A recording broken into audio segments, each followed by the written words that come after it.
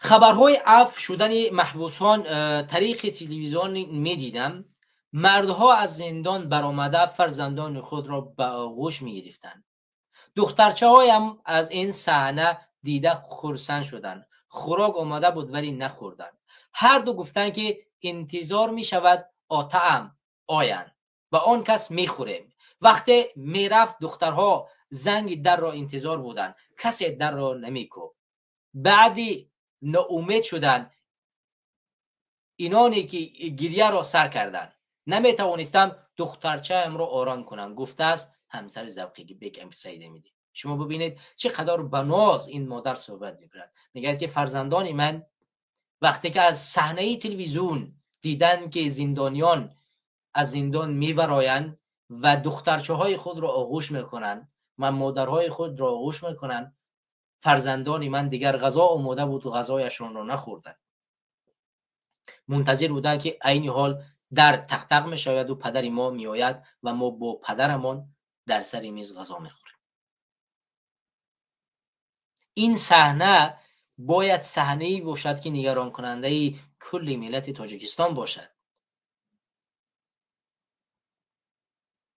چگونه ما میتوانیم چون این صحنه ها را ببینیم، بشنویم، بخوانیم ولی اهمیت ندهیم؟ فکر میکنید ذوقی بیگ سید امینی برای پدر مادرش عزیز نبود؟ برای فرزندایش عزیز نبود؟ برای همسرش عزیز نبود؟ یا که برای ذوقی بیگ سید امینی فرزندایش عزیز نبودند، مادرش عزیز نبود، همسرش عزیز نبود، برادرانش و آزادی عزیز نبود؟ فکر میکنید برای اینها این چیز عزیز نبود مگر؟ برای سید امینی این چیزها مگر ارزش نداشت؟ و چرا او ایستاد برای این ملت؟ چرا ایستادگی کرد؟ چرا مبارزه بود؟ چرا خواست که شما آزاد شوید؟ چرا حرف عدالت را، آزادی را، امید را برای این ملت بخشید؟ او نمیدانست که مگر اگر این کار خطر دارد؟ میدانست. نمیدانست که این ترس دارد؟ نمیترسید؟ میترسید. ولی غرور، انسان، وجدان به او اذیت کرد و او گفت که نه، باید ایستم و مبارزه ببرم، این ملت مظلوم را از این بحران نجات بدهم و برای این ملت امید میبخشید.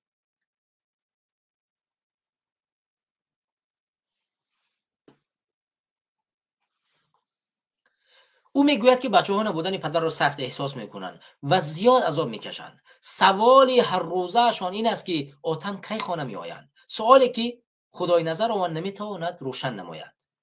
ببینید ذوقی بیگ سید امینی کیست و چرا زندان شد؟ ذوقی بیگ سید امینی در شهر راغون تولد شده است و پدری 5 فرزند است. ختم کرده فاکولته ژورنالیستی دانشگاه ملی تاجیکستان است. او مدتی در رسانه‌های خصوصی چون تلویزیون سیمای مستقل تاجیکستان و نشریه امروز نیوز فعالیت کرده و بعداً به تلویزیون دولتی، شما اینجا تلویزیون دولتی به کار رفت. پس از چند مدت فعالیت در تلویزیون دولتی او کار را در این درگاه ترک کرده، طور خودش میگو به تجارت مشغول شد. در برابر این او در یک شرکت ساختمانی هم به حیث راننده کران نیز مدت کار کرد. اما او هیچگاه از فعالیت اجتماعی و بیان اندیشه خود در شبکه‌های اجتماعی کنار نمیرفت. همیشه در فضای اجتماعی فعال بود. در برابر این با ثبت نوار و انجام کارهای خیریوی نیز مشغول بود. این مسئله را شما اهمیت بدید. کارهای کرند کار میکرد، یک مغازه تجارتی داشت، کم کم تجارت میکرد، در شبکه‌های اجتماعی فعالیت مبارزه و فکرانی میکرد، به مردم فکر میداد، اندیشه میداد، علاوه بر این کارهای خیریوی میکرد. یعنی بر علاوه اینه که نوارهای تربیوی، نوارهای آموزنده و پند میداد، باز کار میکرد؟ خیر میکرد. ولی شما عین حال میبینید که وضعیت در کجا است. از اولین نفرانی بود که پس از مناقشه مرزی با سرحد تاجیکستان و قرقیزستان رفت و از وضع منطقه‌های مرزی گزارش آماده کرد. در صفحه اجتماعی خود چیکار کرد؟ نشر کرد، انتشار کرد. اولین شده بعد از جنگی که بین تاجیکستان و قرقیزستان صورت گرفت، اولین روزنامه‌نگاری بود که ناترسیده به لبی مرز و از قرغیزها و از تاجیکها از هر دو طرف چکار کرد؟ مصاحبه گرفت و فیلم و او را نشر کرد. یگان روزنامه‌نگار دولتی این کار را نکرد و این نفر ترس را کنار گذاشت، خیلی لبی مرز رفت و از ساختمان‌های شکسته و از خانه‌های خرابی مردم در اونجا نوار گرفت و از اون در شبکه اجتماعی خود در یوتیوبش نشر کرد.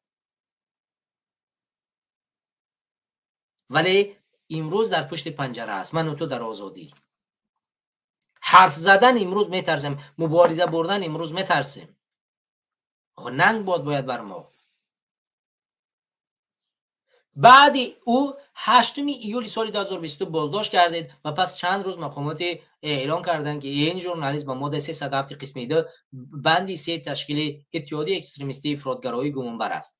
پس از 4 ماه بازداشت روز 3 نوامبر سال 2023 22 ذوقبک سید امینی با حکم دادگاه ناحیه اسماعیل سامانی 7 سال روانه زندان نظامی پرزور گردید. حتی ببینید چرا ستون مهره‌اش امروز در میکند. نظامی پرزور، اینجا رو نگاه کنید، 7 سال روانه زندانی نظامی پرزور گردید.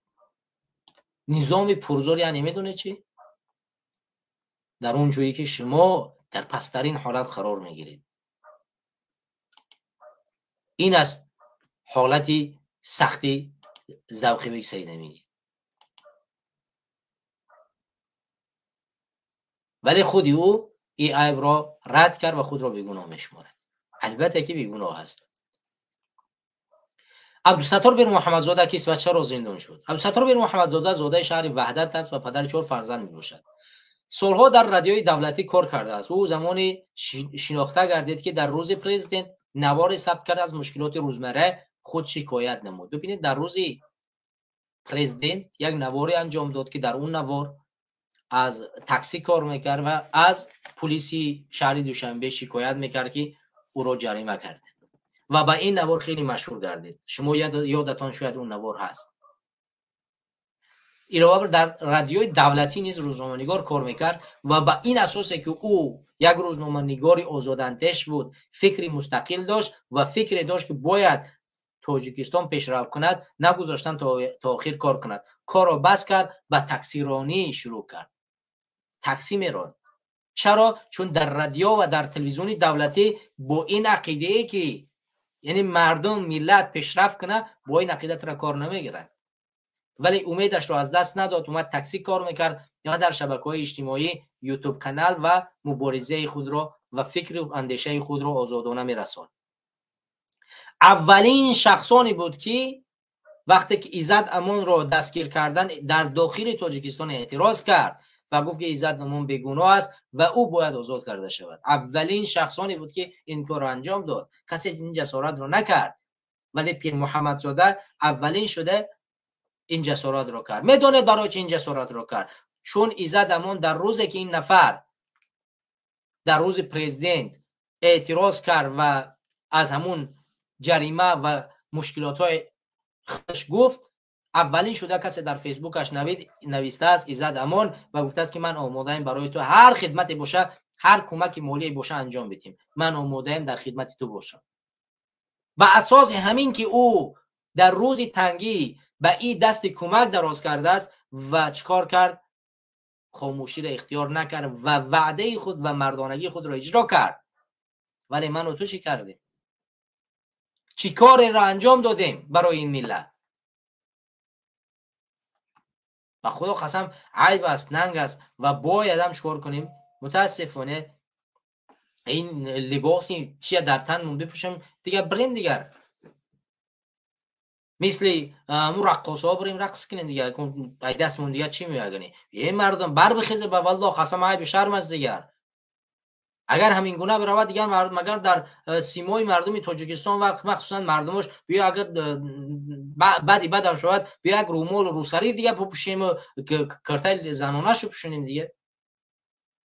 مرد مگر باقی مونده است در جمهوری تاجیکستان که این گونه فرزندان میبرند دفاع، یعنی زندان میشوند و دفاع کردن نتوانیم.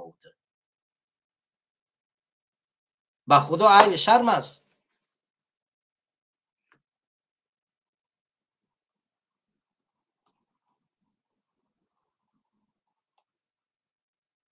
و خدا بر بخیزیم این مسئله را حل بکنیم.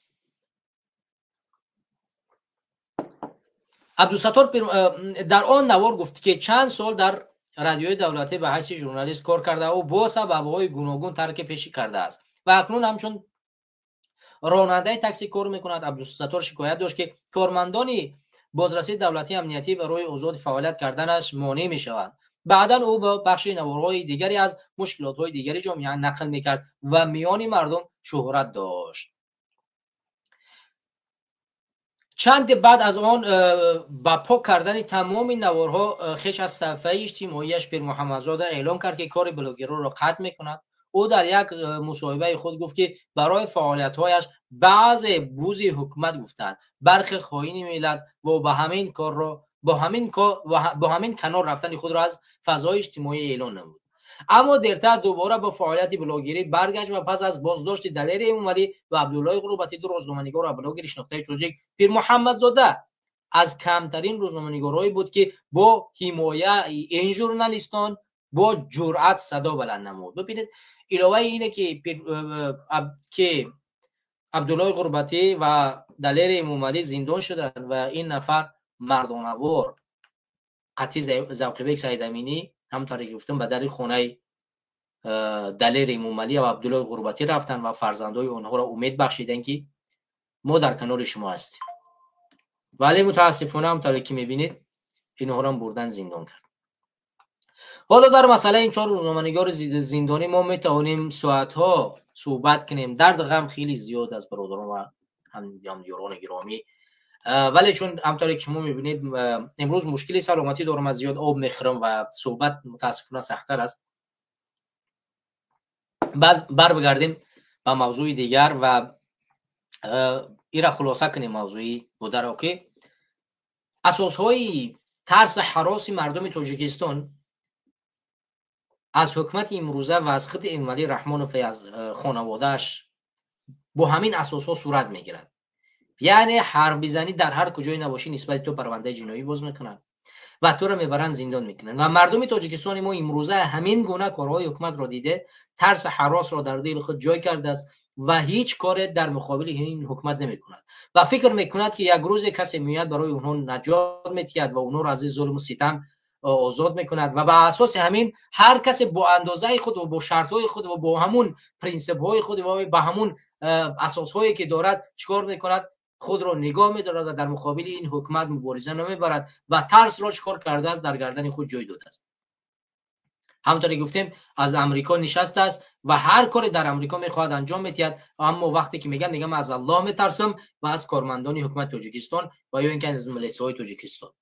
چرا این کارا میکند؟ چون میداند که در مقابل من اگر حرف زدم فردا پدر و مادر من در تاجیکستان زیر آزار و اذیت حکومت تاجیکستان قرار میگیرن، ملیسا قرار میگیرن و من زنگ زده میشم از تاجیکستان برای من در اینجا تهدید میکنن و حتی پدر مادر من را مجبور میکنن که من از اینجا ببرن، چیزی که در مقابل تمام مخالفان صورت گرفته است و از جمله در مقابل بنده که هر هفته در خانه ما میروند و پدر مادر من را اذیت میکنن.